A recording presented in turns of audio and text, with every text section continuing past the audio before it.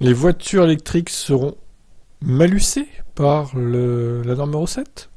Ah ah.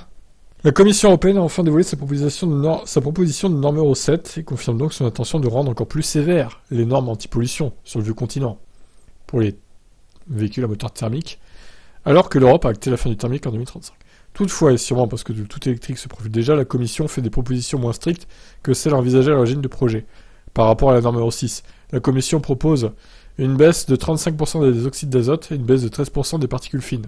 13% seulement, c'est une blague. Thierry Breton, le commissaire européen au marché intérieur, pense ainsi que l'Europe a trouvé le bon équilibre avec la prise en compte de ne pas trop faire investir les marques dans une norme éphémère. Breton, lui, c'est un pro-thermique de toute façon, c'est sûr. Des patrons de l'industrie avaient d'ailleurs jugé la norme Euro 7 inutile, avec l'effet d'augmenter encore les prix des modèles pour des gains jugés marginaux. Mais selon Thierry Breton, le coût par voiture sera seulement de 100 à 150 euros. Et l'Euro 7 s'impose, car il reste une décennie de vente, et les voitures qui seront vendues sous cette norme resteront en circulation bien après 2035. Il y a aussi une autre dimension importante dans l'Euro 7. On peut la voir comme une norme de transition, celle du thermique à l'électrique. Sans surprise, la voiture zéro émission a jusqu'à présent été épargnée par les normes anti-pollution. Mais comme le thermique va disparaître dans des concessions, l'Europe commence à se pencher sur l'électrique. L'Euro 7 va ainsi introduire d'autres facteurs de la pollution automobile non liés au moteur.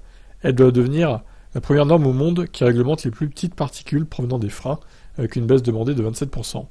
Ça tombe bien, en électrique, on utilise beaucoup moins le frein qu'en thermique. Il y a aussi une règle liée aux pneumatiques et la pollution en microplastique engendrée par ceux-ci.